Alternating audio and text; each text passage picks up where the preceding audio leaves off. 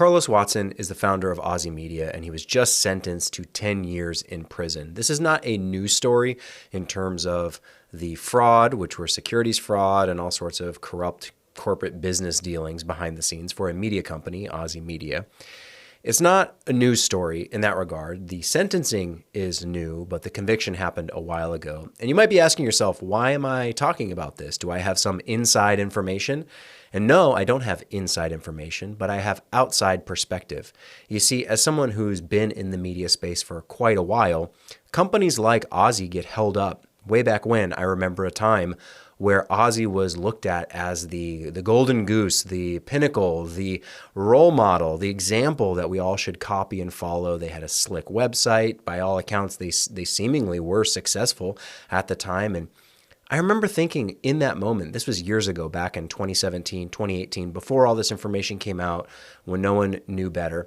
And I even remember thinking at that time, just going like, how are they making this work? How are they doing this? How can they be this successful? And I want to talk about this story, not because I think that what Carlos Watson did, I have no idea whether he's guilty or not. That's all up for the judge, the jury, the prosecution. They can figure all that out. I have no say in the court dealings. But what I did want to draw attention to this story for was for what happens more often than not in all these situations we find ourselves in, looking around, comparing ourselves to our peers, looking at the other side of the fence. The grass might be greener over there.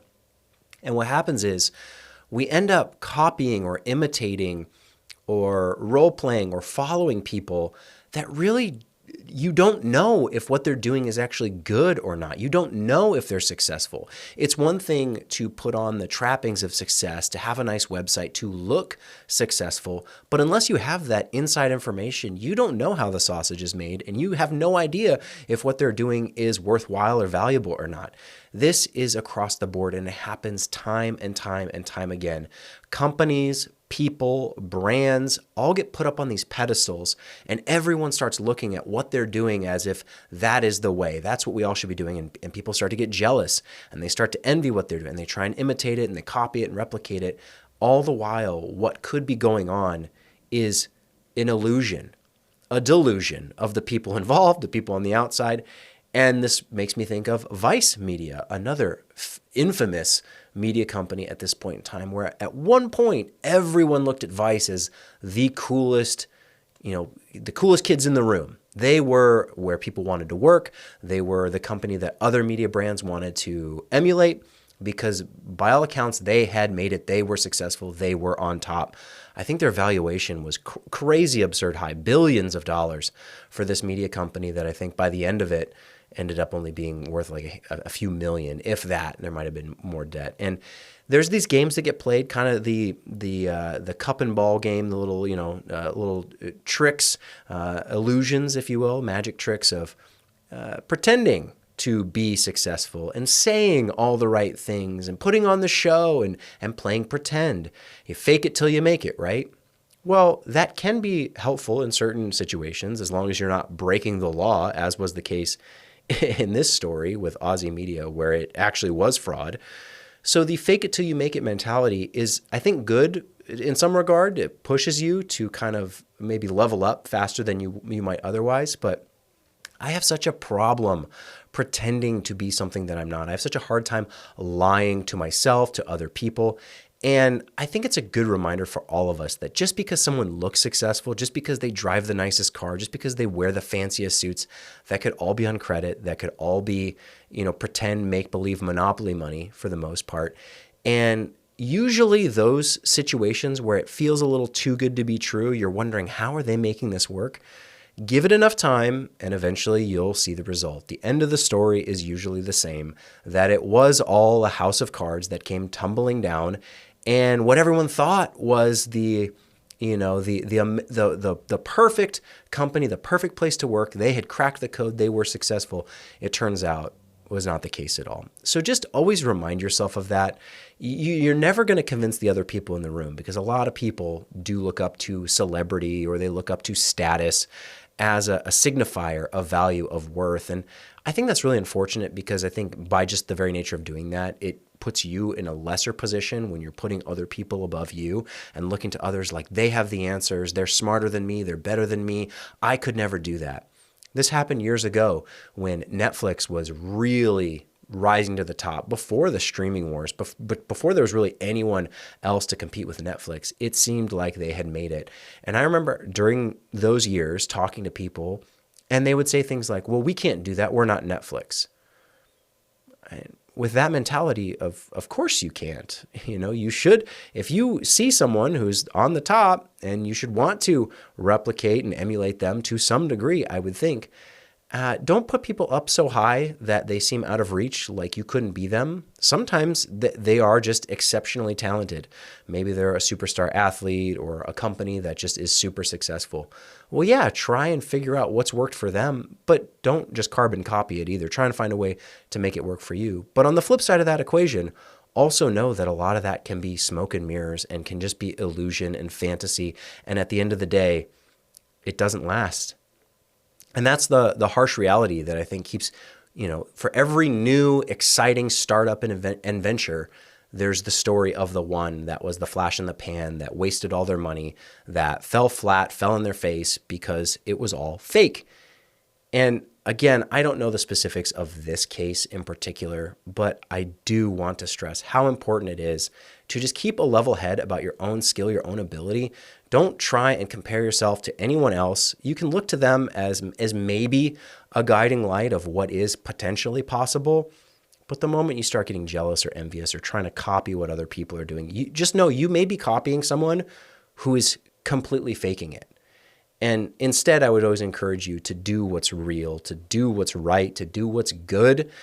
It's not as glamorous, maybe. It's not as fun and flashy on the surface. You don't necessarily show up in a Lamborghini dressed to the nines. But, I think there's something sustainable, and it gives such a sense of longevity to build something real that has a proper foundation, that isn't all faking it till you make it just for it to all come crumbling down in a total collapse like what has happened with Ozy Media. Sometimes it's obvious from the outside to kind of just say, this the sniff test. Something's up. It's not quite right. Something is going on. You can't put your finger on it. You don't know for sure, but you suspect. There's high suspicion. I think lean into that intuition. Realize that there's a lot of people out there trying to trick you, trying to scam you, trying to take advantage. And then just kind of do your own thing. Ignore all the noise. Ignore the people who stand on a pillar and say that they've made it, and listen to them and follow them. You got to do your own thing. You got to figure it out for yourself. And then you'll know how hard it actually is to do this stuff in media. It is not easy. You don't just snap your fingers and make millions overnight. It does not happen. It's hard work. It's a long road, but it is possible. You just have to learn those lessons for yourself, I think. Through that trial and error, through the experience, you can get a pretty good sense of when other people are faking it. And then you'll know. And you won't just have to go by that public image, the public relations, all the marketing spin and BS that these companies put out saying how great they are. You can kind of say, it doesn't pass the sniff test, and I'm going to go do my own thing. I'm going to listen to my gut, listen to my intuition, trust it. Because I think every example that's been held up as this is the ideal example over the years, everyone I can think back on has kind of been a little bit of a sham, a little bit of they had someone pulling levers for them, or oh yeah, that was all built on crazy amounts of debt and credit, and they didn't actually have the funding. It was all built on lies or fibs, if you don't want to use the word lie. So I don't know. This story is very close to me just because I remember distinctly being told, they have all the answers. We need to look to them for what we should do.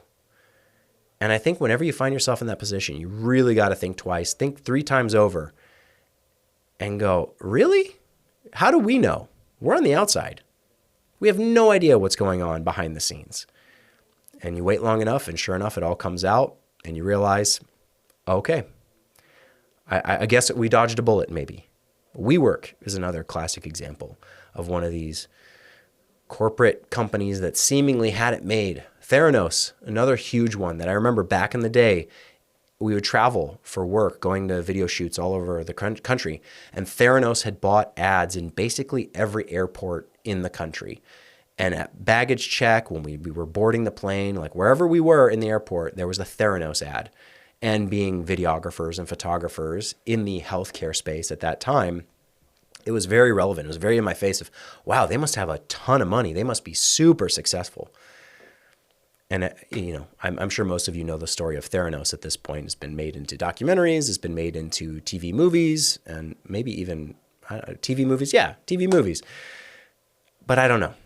I don't know how you break that cycle of human behavior, human psychology, where even though we have, 20 pieces of evidence showing us how often we're fooled, the next one comes by and still pulls the wool over our eyes, and we all collectively give them the round of applause and say how great they are, how amazing they are. And then that one comes tumbling down too. And then we're on to the next one. So just always remind yourself, trust your gut, trust your instincts. If it sounds too good to be true, it probably is.